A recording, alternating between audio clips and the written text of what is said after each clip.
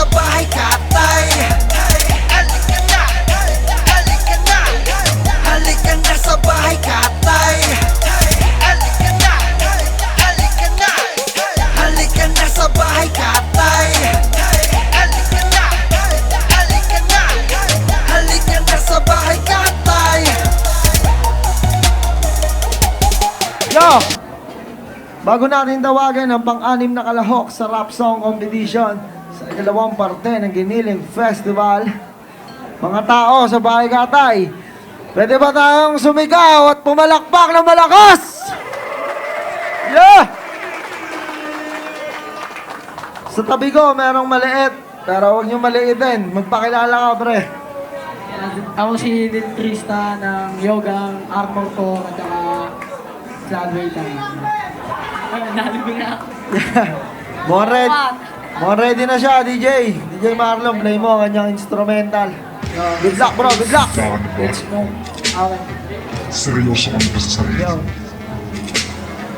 Tandaan mo, sa mundong papasukin mo ay mahigpit na ipinagbabawal ng mga may hina.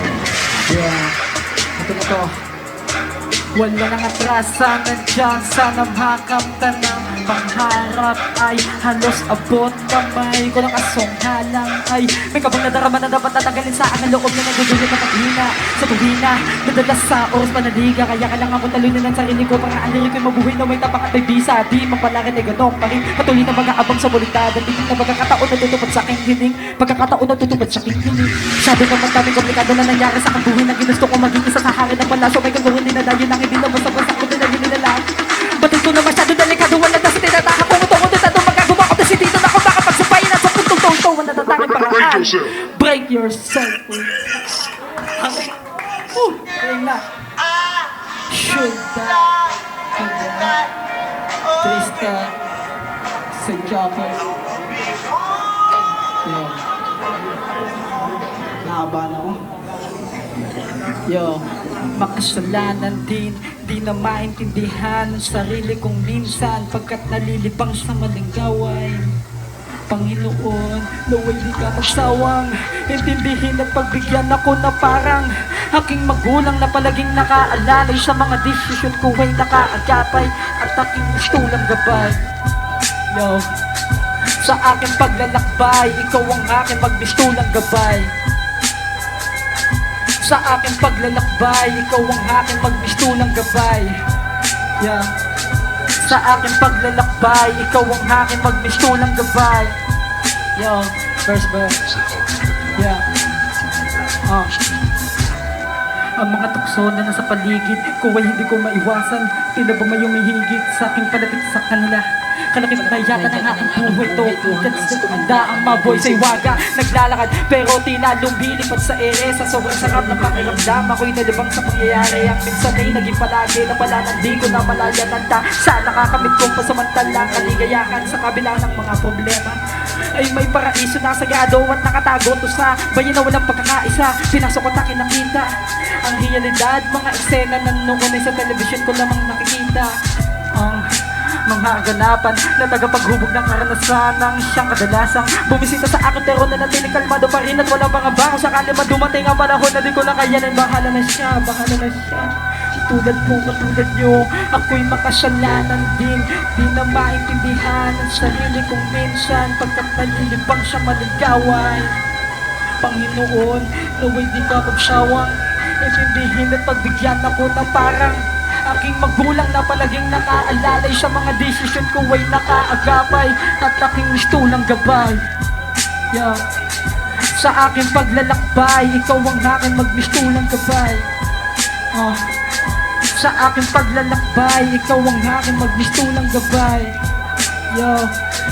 Sa aking paglalakbay, ikaw ang aking magmistulang gabay yeah. Sa aking paglalakbay, ikaw ang aking magbistulang gabay Panahon na halos di ko na malaman kung saan ako tutungo, sinong malalapitan para tumulong sa akin. Kasi ang nakapasanin noon ay tila babuong mundo sa sobrang bigat. Kaya't salamat sa mga kapatid ko sa lansang na tanging umalalay sa akin hanggang sa masanay ako sa piling ng kabiguan. Para malaman na di lahat ng kagustuhan ay pwede, lalo sa discarding maaari lamang sa madilim na kalye. Kaya kung madali man ngayon ako ay nakahanda na sa posibleng mangyari sa akin kung ito ang nakatadhana. Abutin na pangarap sa ganitong paraan ay madali. Yan ang sabi nila kung di gabi-gabi na ng mga pangarap ang parating at pagadyan na sila ay nakakatanga at sa sobrang nakakakabay. Magpapahinga ka malalim sabay bitaw ng panalangin sa hangin na bansa na nakatanga. Tangin mga kaganapan na tagapaghubog ng karanasan ng siyang kadalasang bumisita sa akin pero nanatiling kalmado pa rin. Walang mga bako sakali man dumating ang panahon na di ko na kayanin. Bahala na siya, bahala na siya. Katulad mo, katulad nyo, ako'y makasalanan din.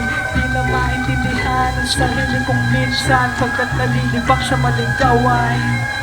Panginoon, naway di ka magsawang intindihin at pagbigyan ako na parang aking magulang na palaging nakaalalay sa mga desisyon ko ay nakaagapay at aking mistulang gabay. Yo, sa aking paglalakbay, ikaw ang aking magmistulang gabay. Yeah. Sa aking paglalakbay, ikaw ang aking magmistulang gabay. Yeah. Sa aking paglalakbay, ikaw ang aking magmistulang gabay. Yeah. Sa aking paglalakbay, ikaw ang aking magmistulang gabay. Maraming salamat. Yeah, palakpakan natin si Lil Trista. Lumayo pa to mula sa medyo malayo. Punta tayo sa ating urado, pre. Sparrow. Yo, Lil Trista, yung ginawa mong ganyan, yung tunog, pati sa beat, yan yung mga paborito ko talagang sound trip eh, mga malalalim, ganyan. Ang napansin ko lang, ano eh, parang sa stage presence mo, parang medyo bumabarot, na yung sa delivery mo, parang hindi ka sigurado sa ibibigkas mo, parang ka nag-aalangan, o yun lang, kaya medyo parang na ano lang dun, humina lang dun, naging parang malata. Ayun dun. Oh, Sparrow, salamat. Third blow. Yun, no? Sinabi na ni Sparrow yung parang butas, pero ako sasabihin ko sa kanya yung positive naman. Yung ganyan tunog, ganyan kalalim ng beat, talagang yung papakinggan mo talaga yung lyrics. Eh. Parang naalala ko sa kanya si Kial, si Keija pag nag-group yan. Kahit hindi maganda yung beat, alam mong malalim, pero ayun yung type na kailangan maganda lyrics mo dito. Pang-lyricist siya, kung baga yung tunog na yun. Thumbs up ako, sinabi niya yung negative, sinabi ko yung positive na ako sa akin. Okay, salamat. Right na. May negative, positive. Ano yan? Equals. Alternative. Yun nga, sa performance, medyo kulang lang. Pero kung ba ibabase sa kanta, yung unang cut nung kanta mo, ang ganda nung akyat ng tempo eh. Inabakan nga namin yung bagsak ng beat, kaso wala na. Ang ganda lang pala siya, sayang. Ang ganda nung pag-akyat nung tempo, ay nung hype nun sa Concept. akin. Tapos, yun nga, parang style mo, parang crossbreed ni Kial at Keija. Alam mo yung laid back siya, kaya hindi ka mag-aalangan sa lyrics, hindi ka maiiwan, pero by lyrics, lalaroin niya yung utak mo eh. Doon ka mag-ahabol eh, ano ba yung tinutukoy nitong verse nito, yung line. So, performance sa kanta, kakaiba, unique. Okay, salamat kapatid na right. Salamat, Lil Trista. Abangan natin ang ating score. Yeah, palakpakan, Bahay Katay. Halika na sa bahay, katay.